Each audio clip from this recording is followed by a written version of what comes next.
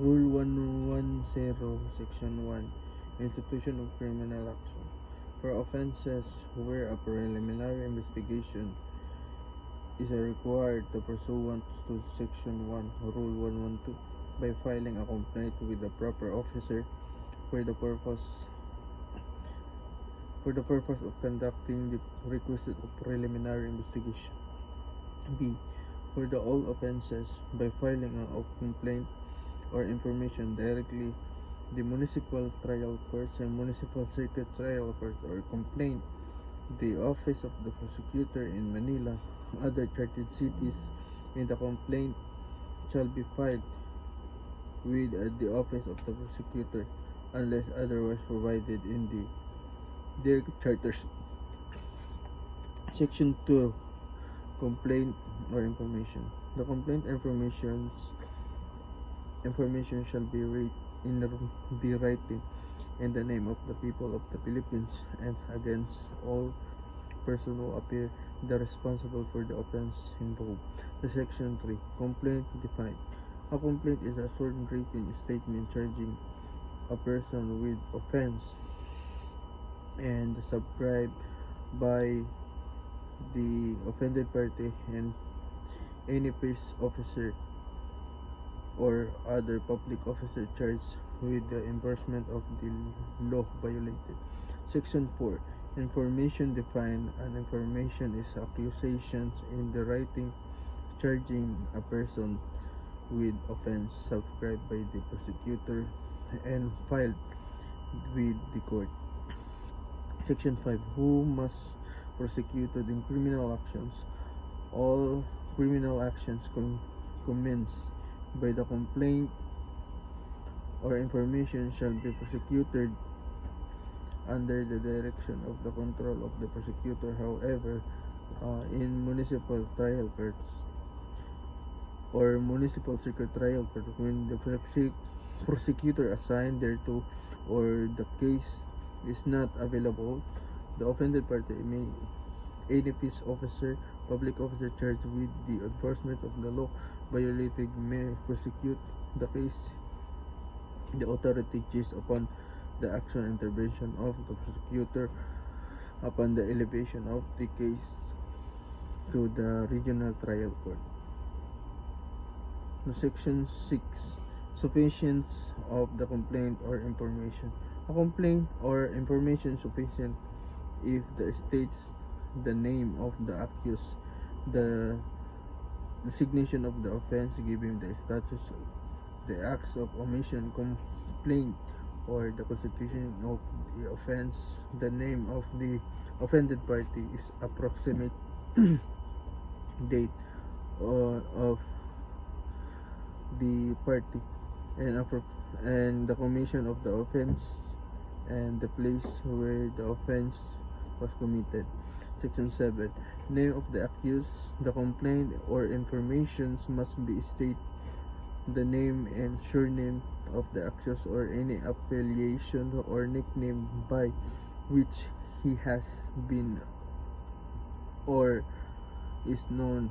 If his name cannot be ascertained, he must be described under the fictitious name with the statement that his true name is unknown. Section 8, Designation of the offense. The complaint of information shall state of the designation of the offense given by the statutes ever the acts or omission constituting in the offense, and specify the qualifying and aggravating circumstances. If there is no designation of the offense, reference shall be made to the section of the subsections of the statutes furnishing it. Section 9, Cause of the accusation. The acts of the omission, complaint, or as a constituting the offense, and the qualifying and aggravating circumstances must be stated in ordinary and concise the language, and not necessarily in the language used in the statutes, but its term is sufficient to enable a person's common understanding to know what the offense is being charged, as well as its qualifying and aggravating circumstances, and for the court to pronounce the judgment. So section 10, place of the commission of the offense. The complaint or information is sufficient. It's if it can be understood from the allegation that the offense was committed or some of the essential ingredients occurred at some place with within the jurisdiction of the court, unless the particular place where it was committed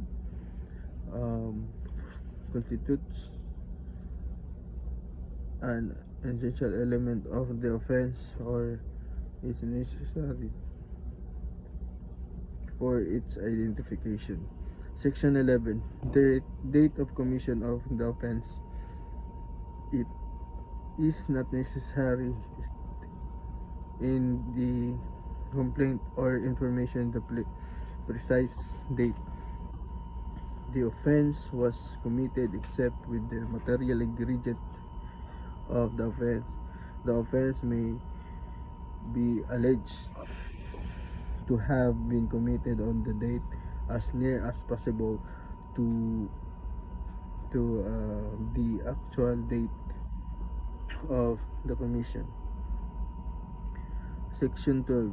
Name of the offended party. The complaint or the information must be state the name and surname of the persons against whom or against whose property the offense was committed, or any appellations or nickname by which such a person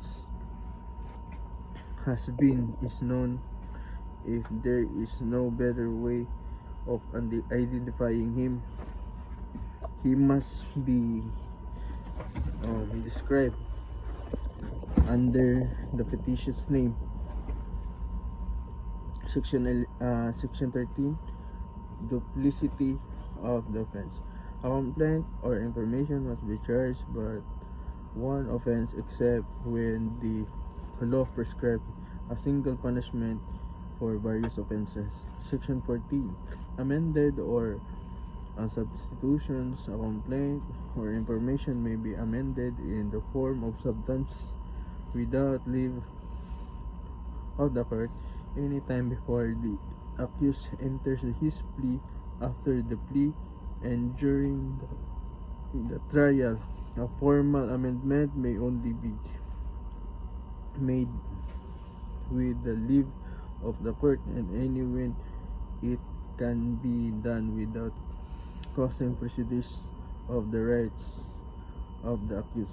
However, any amendment before the plea which downgrades the nature of the offense charged in the includes any accused from the complaint or information can be made only upon the motion by the prosecutor with a notice to the offended party and with leave of the court.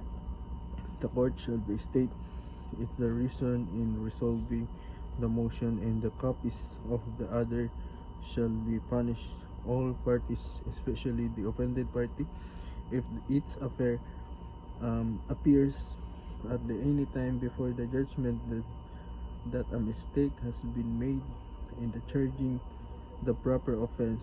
The court shall be dismissed, and the court of complaint information upon the filing of the new one charging the proper offense accordance with the section 19 rule 190, provided the accused shall be not be placed double jeopardy. The court may require the witnesses to give bail for the appearance of the trial. Section 15. A place where action is to be instituted. A subject to 16 the law, the criminal action shall be instituted and tried in the court of the municipality territory where the offense was committed on where any of essential ingredients occurred.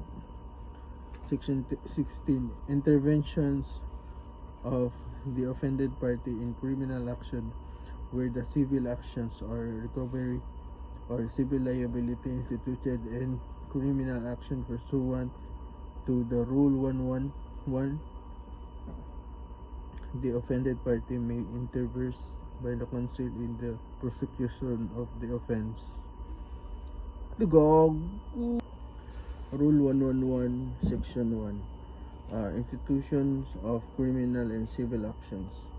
When a criminal action is instituted, the civil action for the recovery of the civil liability arising from the offense charged shall be deemed instituted with the criminal actions unless the offended party waives the civil actions, reserve the right to institute it separately, or institute the civil action prior to the criminal actions. The reservation of the rights to institute separately the civil action shall be made before the prosecution starts presenting its evidence and under the circumstances affording the offended party a reasonable opportunity to make such reservations.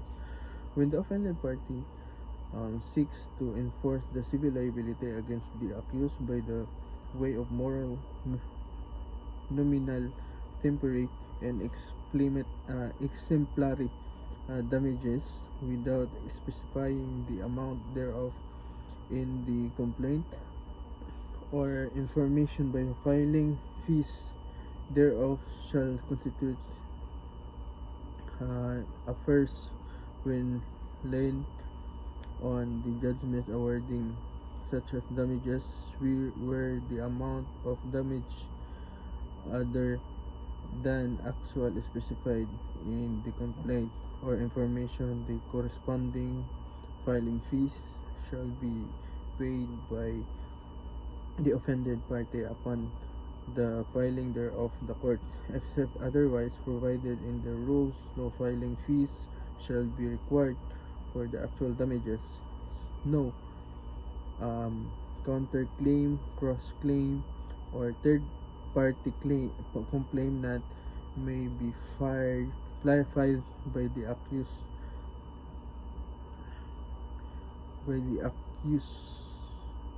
in the criminal case, but any cause of actions which could have been the subject thereof may litigate in the separate civil actions. Section 2. When the separate civil actions is suspended after the criminal actions has been commenced, the separate civil action arising therefrom cannot be instituted until the final judgment has been entered in the criminal actions. If the criminal action is filed after the said civil action has already been instituted, the latter shall be suspended whatever stage it may be found before judgment on the merits. The suspension shall be last until the final judgment is rendered in the criminal action. Nevertheless, before the judgments on the merits, if they rendered in civil actions, the same may upon motion of the offended party is consolidated with the criminal action in the court trying the criminal action. In case of the consolidation of evidences already adduced in the civil action shall be deemed automatically reproduced in the criminal action without the prejudice to the right of the prosecution to cross-examine the witness presented by the offended party in the criminal case, and of the parties to present additional evidence. The consolidated criminal and civil actions shall be tried to decide that jointly. During the pendency of the criminal action, the running of the period of the prescription of the civil action which cannot be instituted separately of whose proceeding has been suspended shall be told. The extension of the penal actions does not carry with the extension of the civil action. However, the civil action based on direct shall be deemed extinguished if there is finding a final judgment in the criminal action that the act of the omission from the which the civil liability may arise did not exist. Section 3. When civil action may proceed independently in the cases provided from the Articles 32, 33, 34, and 2176 of the Civil Code of the Philippines, the independent civil action may be brought by the offended party. It shall proceed independently of the criminal action of shall require only the preponderance of the evidence. On no case, however, may the offended party recover the damages twice from the same act of omission charged in the criminal action. Section 4.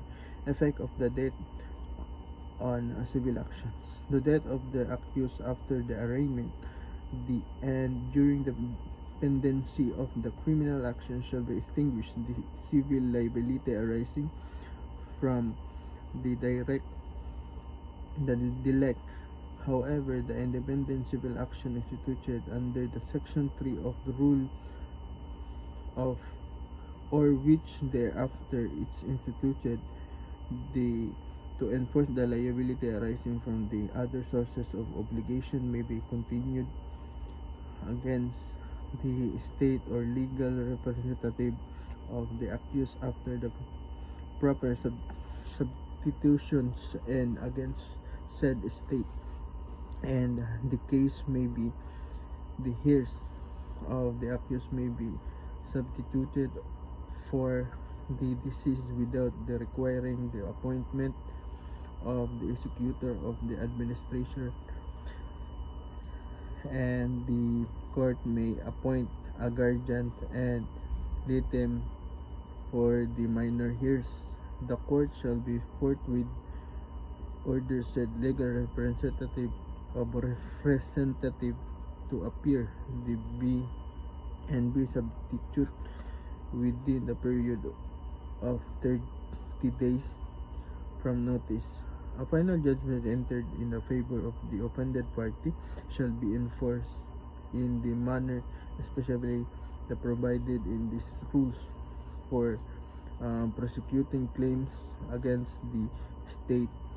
The deceased, if accused dies before arraignment, the case shall be dismissed without the prejudice to any civil action. Offended party may file against the estate of the deceased. Section 5. Judgment in the civil action, not a bar. A final judgment rendered in the civil actions absolving the dependent from civil liability is not a bar to criminal actions against the dependent. Defiant from a civil liability is not a bar from a criminal action against the defiant for the same action omission subjects of the civil action. Section 6. Suspension by the reason of prejudicial question. A petition for the suspension of the criminal action based upon a dependency of a prejudicial question in the civil actions may be filed in the office of the prosecutor or the court conducting a preliminary investigation. When the criminal action has been filed in the court of trial, the petitions to suspend shall be filed in the same criminal actions at any time before the prosecution's rest. Section 7. Element of prejudicial questions. The element of the prejudicial questions are the previously instituted civil actions involve an issue similar or intimately related to the issue raised in the subsequent criminal actions, and the resolution of the such issue determines whether or not the criminal action may be proceeded.